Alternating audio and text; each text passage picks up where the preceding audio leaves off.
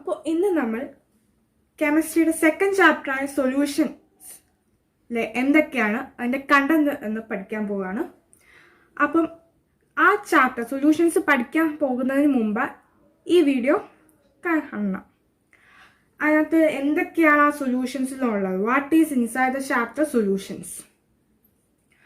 അപ്പോൾ ആദ്യം ടെക്സ്റ്റ് ബുക്കിൽ ബേസ് ചെയ്തിരിക്കുന്ന രീതിയിലാണ് എഴുതി കാണിക്കാൻ പോകുന്നത്. അപ്പോൾ ടെക്സ്റ്റ് ബുക്ക് ബേസിൽ ഇത്രയാണ് സൊല്യൂഷൻസിൻ്റെ ചാപ്റ്റർ.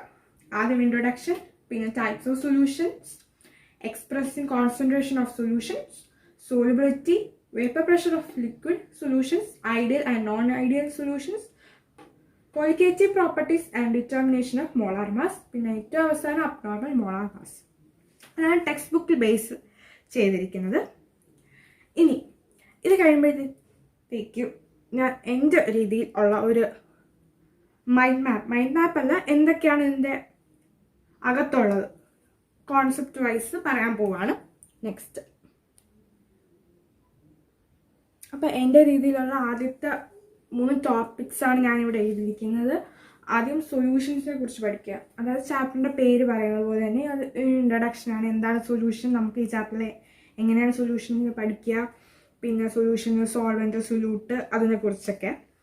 അത് കഴിയുമ്പോൾ ടൈപ്സ് ഓഫ് സൊല്യൂഷൻ. സൊല്യൂഷൻ 3 ടൈപ്പാണ്: ഗേഷ്യസ് സൊല്യൂഷൻ, ലിക്വിഡ് സൊല്യൂഷൻ, പിന്നെ ഫൈനലി സോളിഡ് സൊല്യൂഷൻസ്. അത് കഴിയുമ്പോൾ കോൺസെൻട്രേഷൻ ടേംസ് 7 എണ്ണമാണ് പഠിക്കാനുള്ളത്. Mass percentage, volume percentage, mass by volume percentage, parts per million, mole fraction, molality. അതിൻ്റെ നൊട്ടേഷൻസ് ആണ് ബ്രാക്കറ്റിൽ കൊടുത്തിരിക്കുന്നത്. മൊലാലിറ്റിയുടെ നൊട്ടേഷൻ ക്യാപിറ്റൽ എം ആണ്, മൊലാലിറ്റിയുടെ സൊല്യൂഷൻ സ്മോൾ ആയിട്ടാണ്. ഈ 2 ടേംസും മാറിപ്പോകും. പിന്നെ ടൈപ്സ് ഓഫ് സൊല്യൂഷൻസിൽ ഈ gaseous solution, liquid solution, solid സൊല്യൂഷൻ്റെ എക്സാമ്പിൾസ് വളരെ ഇമ്പോർട്ടൻ്റ് ആണ്. അപ്പോൾ ഇതാണ് ഈ ചാപ്റ്ററിൻ്റെ ഫസ്റ്റ് 3 ടോപ്പിക്സ്, മെയിനായിട്ടുള്ള ടോപ്പിക്സ്. ഇനി അടുത്തത് നോക്കാം. അപ്പോൾ കോൺസെൻട്രേഷൻ ടേംസ് കഴിഞ്ഞ് വരുന്ന അടുത്ത ടോപ്പിക്സ് ആണിത്. ആദ്യം വരുന്നത് സോളിബിലിറ്റി, 4th ടോപ്പിക്. സോളിബിലിറ്റിക്ക് 2 കേസ് പറയുന്നുണ്ട്: solids in liquid solution, gas in liquid സൊല്യൂഷൻസും വരുന്നുണ്ട്. അത് കഴിഞ്ഞ് വരുന്നത് ഇമ്പോർട്ടൻ്റ് ആയിട്ടുള്ള ഒരു ലോ ആണ് ഹെൻറീസ് ലോ. ഹെൻറീസ് ലോയിലെ സ്റ്റേറ്റ്മെൻറ്റ് വളരെ ഇമ്പോർട്ടൻ്റ് ആണ്. അതുപോലെ ഹെൻറീസ് ലോയിൽ ആപ്ലിക്കേഷന് വളരെ ഇമ്പോർട്ടൻ്റ് ആണ്.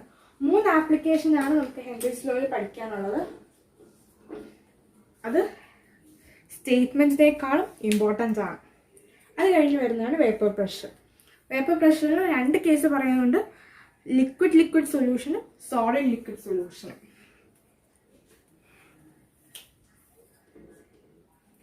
അത് കഴിഞ്ഞ് വരുന്ന അടുത്ത ഇമ്പോർട്ടൻറ്റ്, ഹെൻറീസ് ലോയേക്കാൾ ഇമ്പോർട്ടൻ്റ് ആയിട്ടുള്ളതാണ് റോൾസ് ലോ.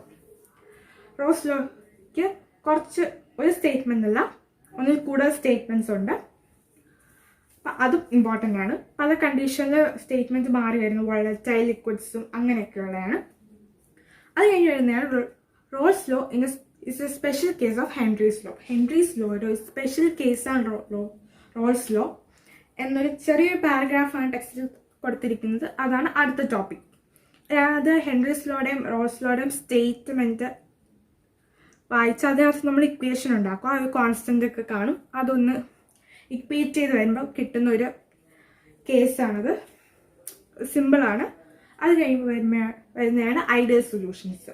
എന്താണ് ഐഡിയൽ സൊല്യൂഷൻസ്, അതൊക്കെയാണ് പഠിക്കാനുള്ളത്. അത് കഴിഞ്ഞ് വരുന്നത് non ideal solution. Non ideal സൊല്യൂഷനിൽ ഏറ്റവും ഇമ്പോർട്ടൻ്റ് ആയിട്ടുള്ള പോയിന്റാണ് പോസിറ്റീവ് ഡീവിയേഷൻ.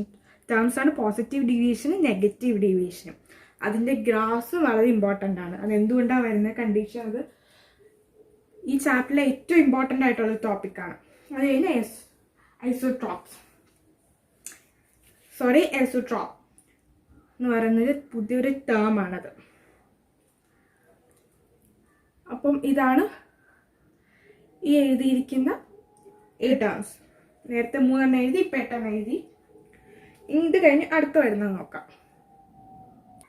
അപ്പം അടുത്ത 9ാമത്തെ കോൾഗേറ്റീവ് പ്രോപ്പർട്ടീസ്. കോൾഗേറ്റീവ് പ്രോപ്പർട്ടീസ് 4 എണ്ണം ഉണ്ട്. ആദ്യത്തെ relative lowering of vapour pressure. Vapour pressure ഞാൻ VP എന്ന് എഴുതിയിരിക്കുന്നത്. അത് കഴിഞ്ഞ് എലിവേഷൻ ഓഫ് ബോയിലിംഗ് പോയിന്റ്. അത് കഴിഞ്ഞ് ഡിപ്രഷൻ ഓഫ് ഫ്രീസിങ് പോയിന്റ്. അത് കഴിഞ്ഞ് ഓസ്മോസിസ് ആൻഡ് ഓസ്മോട്ടിക് പ്രഷർ. അത് കഴിഞ്ഞ് അടുത്ത ടോപ്പിക് 10ാമത്തേതാണ് റിവേഴ്സ് ഓസ്മോസിസ്. റിവേഴ്സ് ഓസ്മോസിസും ഈ ഓസ്മോസിസ് ആൻഡ് ഓസ്മോട്ടിക് പ്രഷറായിട്ട് കുറച്ച് റിലേഷൻ ഉണ്ട്. ഓസ്മോസിസിൻ്റെ കാര്യം തന്നെയാണ്. പിന്നെ റിവേഴ്സ് ഓസ്മോസിസിൽ വാട്ടർ പ്യൂരിഫിക്കേഷൻ എന്ന് പറഞ്ഞൊരു മെത്തേഡ് കുറച്ചേ ഉള്ളൂ, അതൊന്ന് പഠിക്കണം. അതായത് സോൾട്ട് വാട്ടർ എങ്ങനെയാണ് ഡ്രിങ്കബിൾ ആക്കാന്നുള്ളത്. പിന്നെ ഒരു പുതിയ ടേം യൂസ് ചെയ്യുന്നുണ്ട്, ഡീസാലിനേഷൻ. അത് കഴിഞ്ഞ് വരുന്നതാണ് ഏറ്റവും ലാസ്റ്റ് ടോപ്പിക്കാണ് abnormal molar mass.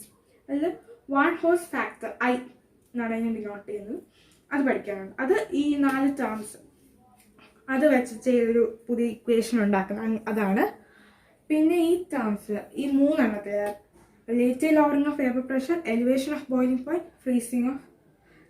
Depression of freezing പോയിന്റിൽ ഡെറിവേഷൻസ് ഉണ്ട്, അത് ഇമ്പോർട്ടൻ്റ് ആണ്. പിന്നെ ഈ 4 എണ്ണത്തിൻ്റെയും ഇക്വേഷൻസ് ന്യൂമറിക്കൽസ് ചെയ്യാൻ ഇമ്പോർട്ടൻ്റ് ആണ്. അപ്പോൾ ഈ 13 ടേംസ് ഇത്രയേ ഉള്ളൂ ഈ സെക്കൻഡ് ചാപ്റ്ററായ സൊല്യൂഷൻസിൽ. ഈ 13 ടോപ്പിക്സ് നല്ലപോലെ പഠിച്ചാൽ ഈ ചാപ്റ്റർ ഈസിയാണ്.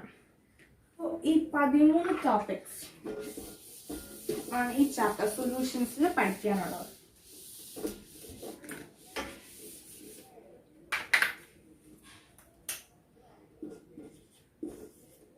ഈ 13 ടോപ്പിക്സിൽ ഡെറിവേഷൻസ് വരുന്നുണ്ട്, 4 ഡെറിവേഷൻസ് വരുന്നുണ്ട്, 2 ലോസ് വരുന്നുണ്ട്, പിന്നെ കുറച്ച് ഗ്രാഫ്സ് വരുന്നുണ്ട്. ഇമ്പോർട്ടൻ്റ് ആയിട്ട് വരച്ച് കാണിക്കാൻ എക്സാമിന് വളരെ ഇമ്പോർട്ടൻ്റ് ആയിട്ടുള്ള ഗ്രാഫ് വരുന്നുണ്ട്. പിന്നെ കോൺസെൻട്രേഷൻ ടേംസിൽ എല്ലാ ഇക്വേഷൻസ് വരുന്നുണ്ട്. പിന്നെ ഇതൊരു ന്യൂമറിക്കൽ ചാപ്റ്ററാണ്, കുറേ ന്യൂമറിക്കൽസ് ഉണ്ട്. അപ്പോൾ അത് ചെയ്താലേ പഠിക്കാൻ പറ്റുള്ളൂ. അപ്പോൾ അടുത്ത വീഡിയോ ഈ ചാപ്റ്ററിൻ്റെ സൊല്യൂഷൻസ് എന്ന ചാപ്റ്ററിൽ ഇമ്പോർട്ടൻ്റ് ആയിട്ടുള്ള ഗ്രാഫിനെ റെപ്രസെൻ്റ് ചെയ്യുന്നതായിരിക്കും. അപ്പം ഇത്രയേ ഉള്ളൂ സൊല്യൂഷൻസ് എന്ന ചാപ്റ്റർ. അപ്പോൾ താങ്ക് യു.